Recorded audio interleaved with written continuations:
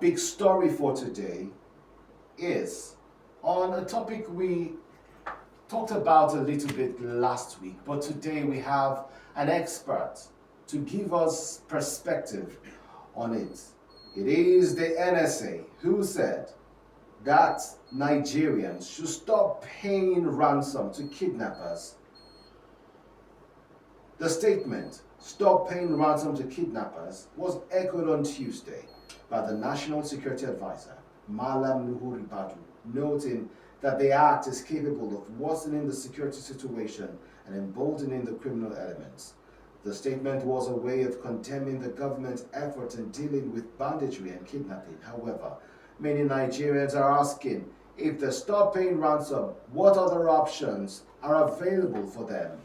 Should they allow their loved ones to be killed for not paying ransom? We have a security expert in the studios today. I will let him introduce himself and we'll get to the conversation proper. Good morning. Yeah, good morning. Thank you for having me again. All right. Is that I should introduce myself? Yes, sir. Okay, my name is Dr. Stephen Okwori. A security, safety, and crime management consultant with a PhD in security and strategic studies. All right. Good to have you again. Yeah, thank you. What do you think about the NSA's car? The car? Or the car that was stolen Last Friday in Abuja? Before we go to his statement. For me, How did that come to you? embarrassing. Because it's a total embarrassment if you ask me. That's to show you how the level we take our own personal security. I'm not talking about the public security now. I'm talking about our own personal security. You talked about car tracker. How much is a tracking device? It's not more than 100,000 naira.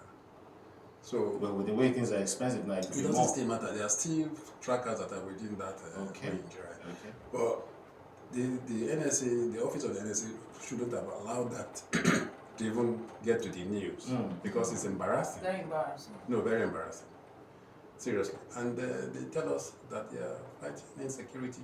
The rate of car theft in Abuja is alarming as we speak. There is no day, like minimum of 5 cars you don't steal. In the last 1 month, as I was speaking to even up to yesterday, I was getting report of cars stolen. About 3 cars were stolen yesterday. So the security agencies need to, especially the police, they need to see how to beef up that regard, that area of the insecurity we're talking about. All right, let's go to the statement of the NSA where he said Nigerians should stop paying ransom. As a security expert, what is your reaction to that?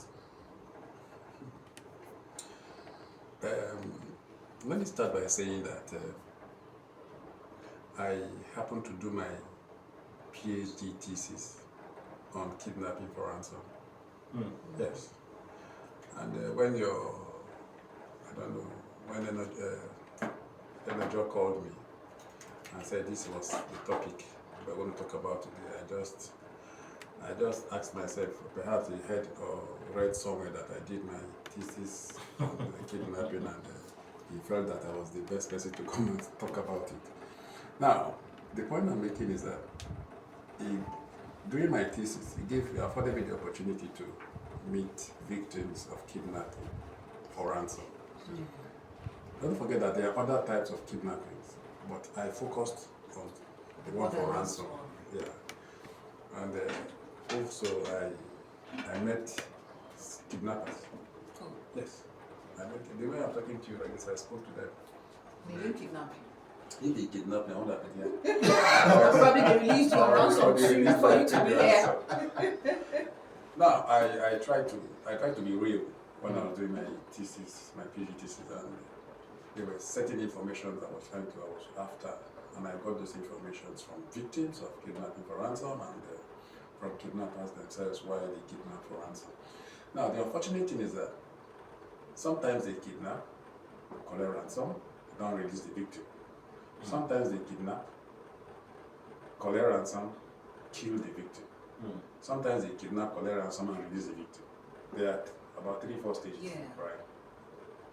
And during the course of my research, I discovered that the ones that kidnap, collect ransom and kill the victim are not actual kidnappers. They are Boko Haram. Oh, really? Yes, they are Boko Haram. Because in the real sense of it, if a kidnapper kidnaps and negotiates ransom, he doesn't go, once the terms and conditions are met and agreed, they just wait until you pay the ransom. They don't torture, they don't beat, in short, they even feed you very well, in the real sense of it. But what we have in this part of the world, everybody, terrorists, Boko Haram members have become kidnappers. Bandits become kidnappers. Kidnappers themselves, people that kidnap, they also kidnap, collect ransom and all that. Armed robbers have also become kidnappers because It's very lucrative. Yeah. very lucrative. Now, terrorists, bandits, and kidnappers, they need this money to sustain themselves, right? And to see how to expand their network. Now, before now, monies used to be wired electronically, right, to them. But right now, because of the efforts the EFCC and the NFIU are making, trying to see how to track funds like that, they have resorted into collecting cash. How you bring it in hard currency, dollars, or you bring it in naira. You know, and they are always patient. They will sit down there and count the money to be sure that the money is complete. Right. So, kidnapping is an unlawful seizure of an individual or group of people. At the end of the day, you are asking for a ransom or some valuables, you know, from victim's family. Now, it is not the intention of any Nigerian family or victim's family to pay ransom. Where is the money in this current situation? But because of the love that they have for their loved ones, that are in captivity, that are being tortured, that are fed once in a week, sometimes once in a week they feed them. I'm telling you experiences from people that I interviewed. As I'm talking to you, I think that's what the former DG of NYC said, that they were fed once in a week. As bad as that, they drink from water that cattle drink from. The experience is terrible. Dehumanizing. No, very seriously.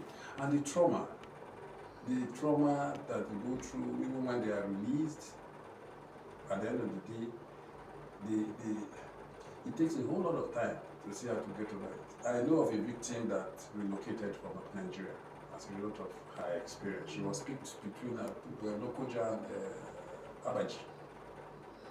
So what I will say is the government security agencies, are they putting up the fight against kidnappers? Now that brings us to the next question. You know, that statement from the NSA implies that the security forces are doing a lot of good work within the war against insecurity, while trying to juxtapose the statement with numbers of people killed for not paying ransom and the numbers of people rescued. Do you think that statement is enough for people not to pay ransom? You see, as I'm sitting here, I'm wearing a shoe. If the shoe hurts me, it's only me that feels the pain, right? You see, stories when it has to do with somebody being kidnapped and kept in captivity for a while and families pay ransom, the stories are better told by them. So the NSA, unfortunately, can just sit in its comfort zone and say that Nigerians should not pay, or families of victims should not pay ransom.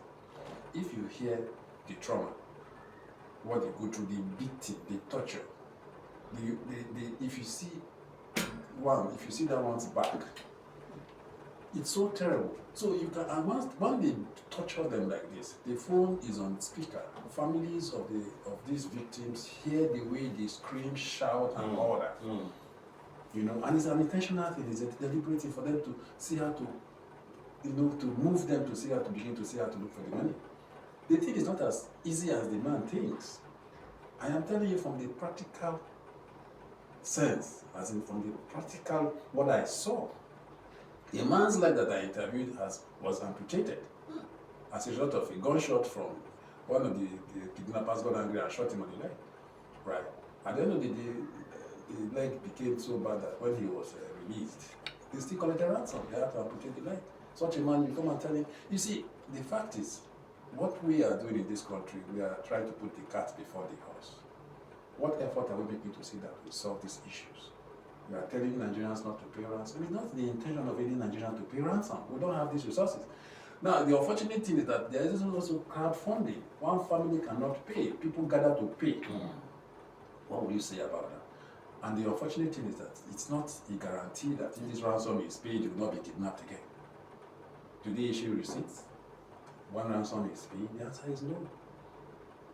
So what are we saying?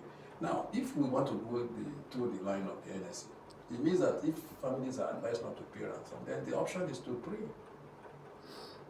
Yes, it's to pray. In his words, Yes. Nigerians should not pay ransom because even after you pay the ransom, the people are not released. That it is still the military or the security forces that go to release these people. That was what he said. What do you think about that? Do you know how many that we have in captivity now? And how long they have been there? We are sitting here having this conversation.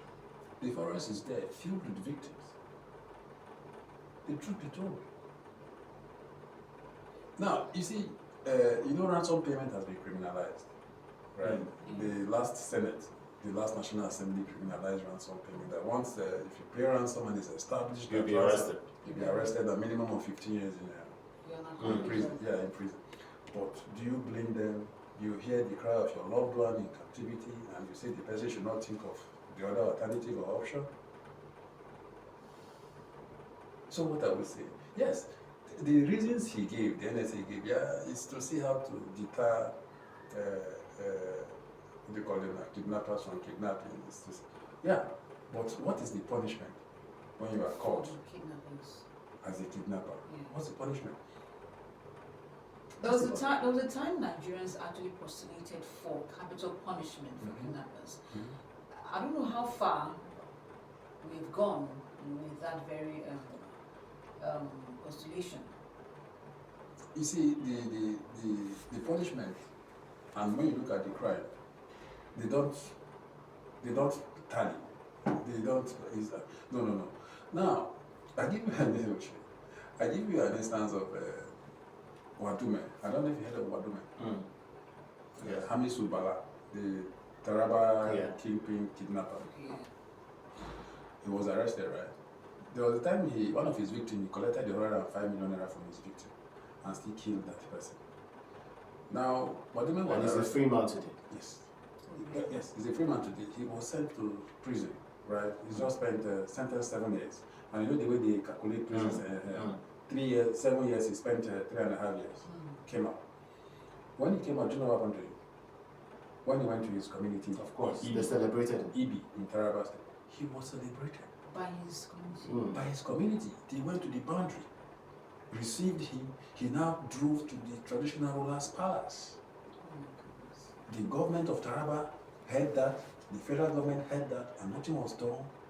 The traditional ruler that received him, you think that is not, he shouldn't serve punishment, either dethroned or something for doing that. And you have youths in that community growing up. What has happened to our value system? A whole lot is wrong, and we're not even thinking of how to address these issues. I think that pronouncement or the statement from the NSA is, the problem is way is more than that. We should begin to look at it, how to address the issue. We're not addressing the issue. What are the issues and how can the issues be addressed? Now, the dividends of democracy are the people saying it. How many Nigerians can afford the basic survival needs? Food is difficult to get that now. I take you to the Lakurawa terrorist group in Kebbi, Sokoto axis. They were luring youths to come and join their fold, giving them 1 million naira each. Where is the money coming from? Where does For monies that they get from people as ransom. You think it's more money? Then the last NBS report, you didn't hear that it was 2.23 trillion naira that was paid as ransom. That's a government agency that came up with that report. Now, does it mean that It was kidnapping? debunked by the Oh, government. no. Debunked. The money the Nigerians pay as ransom, is it more than that? It's more than that. So it's unfortunate. I think it's when we honor that this is our challenge, right? Then we can begin to put measures in place to see how to address the thing. Nigerians pay heavy. There's one single Nigerian that paid 200 million naira ransom. Just one single individual. A CBN director paid 100 million naira ransom. I have all these records. So on what basis did the government come out to deport? 3-4 days ago, the director of admin in the APC National Secretariat was kidnapped. 50 million naira was paid, but he was killed. He was killed, yeah. I'm pretty sure that such a man would sit somewhere before he was kidnapped and killed and say that the government is doing very well in the fight against insecurity because it's his party. Let us tell ourselves the truth. For us to get it right, we must tell ourselves the truth, own up to our challenges. No, does it mean that kidnapping is becoming more like a cartel in Nigeria? It has been a cartel. There are sponsors somewhere that arm these youths. When I did my research, I interviewed some of them. They told me that sometimes they pay 50 million, 40 million, but what gets to them is like 300,000, 400,000 each. Where does the bulk money go? It goes somewhere. Another victim told me that there was a time that they were in the bush. Somebody came. When the person was coming, they asked them to lie down, face the ground. But when the man came, the perfume that came with the man, and the man came with the palm sandals. So he was able to see the man's foot, looking so fresh, and the perfume. So that kind of a person is a sponsor. He has come to do 1 or 2 things there and all that. However, they live among us. Of course, you think that they are businessmen that are doing their businesses and all that, but this is what they do. So it's a cartel. And I've said it before. When I appeared on Arise TV some couple of months ago, that unfortunately kidnapping for ransom has come to stay because of the lucrative. It's a business, although on the illegal side, there's demand and supply that plays out when it has to do with what we're talking about. You hold your victim, you give them what they ask for, you release. So you don't sound like you want to give any hope to Nigerians at all. So there's no hope. I'm a professional and I'm a realist. I'm telling you the way it is. I say we should own up to our problem. Let us accept that this is our problem, then we try to see how to fix it. Unfortunately, we are all vulnerable. Recently, we began to hear about Boko Haram again. And Governor Baba Gana Zulum has been speaking, and there have been counter responses to what he has said, and he has even come out to say that some people are naive about the situation. Yes. How would you react to that? But of course, that has to do with your Minister of Information, right? You see, these guys, the governor is the Chief Security Officer of the state. Very, very active governor, if you ask me, when it has to do with fighting insecurity in the state. Because he knows what that thing has cost him. A lot of children are out of school, parents or guardians can't afford to pay ransom when their wards are kidnapped, so they don't, that fear of sending them to school is there, so they prefer to keep them at home. Farmers don't access their farms anymore, they kidnap them. Communities gather these funds to pay ransom. Bandits come, hold a whole community hostage, collect ransom and all that. The man came from an intelligence point of view that there's this resurgence of Boko Haram. And he belongs to the same party with the Minister of Information. So rather than coming out to begin to say counter and all that, for me, it wasn't pleasant to the ears of Nigerians. I don't know if you understand what I'm saying. So it's for the Minister of Information to come. Are you serious? So what do you think we can do now? That, try to see how to avert any possibility of attack. Of course. But is it his duty to manage the situation, to not send panic to the rest of Nigerians? That's so now. The minister. Well, let's take this call.